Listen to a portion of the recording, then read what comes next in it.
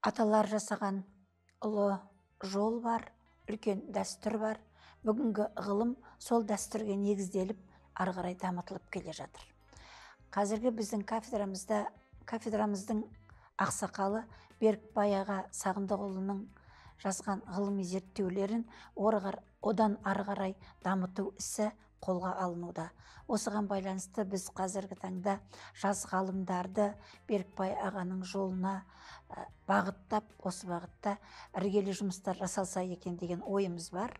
Қазіргі таңда Берікбай Сағындықұлының ғылыми жұмысын ары қарай жалғастыру мақсатында кафедрамызда жас ғалым Арғынбек Құнанбайұлы ғылыми жұмысын жасап жатыр.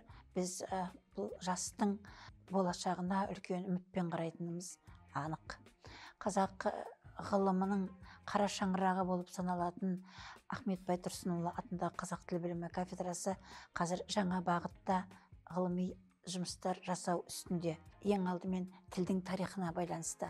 Қазақ тілі өзінің болмысы бөлек, түркі тілдерінің ішінде де ерекше көне түбірлерді сақтап қалған, барынша көне ежелгі бір буынды түбірлерді сақтап қалған тіл ретінде қарастырылады. Сондықтан да біз тілдің тарихын зерттеуге, тілдің қазіргі даму бағытында қазақ тілінің орнын зерттеуге ерекше мән беріп отырмыз.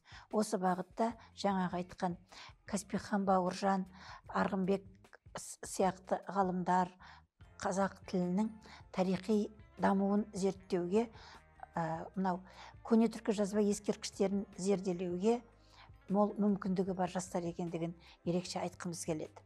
Екінші, қазақ тілінің танымдық сипатын, когнитивтік аспектісін зерттеуге де біздің ғалымдар ерекше назар аударып отыр деп айтуға толық негіз бар. Бұл тұрғыда қазақ тілінің танымдық когнитивтік аспекті де зерттелуі үшін біздің ғалымдар алаш зерттеушілерінің, алаш ғалымдарының, алаш қайраткерлерінің еңбектеріне ерекше мән беруде. Бұл тұрғыда біз филология ғылымдарының докторы профессор Орнай Жұбайдың еңбектерін, оның әсіресе кейінгі кезеңде жазып жүрген алаш зерттеушілері, соның ішінде Ахмет Байтұрсынұлының ғылыми еңбектеріне жасаған талдауларына ерекше мән береміз. Өйткені бұл зерттеулер тілдің танымдық бағытта қарастырылуына да үлкен үлес қосады деген ойымыз бар.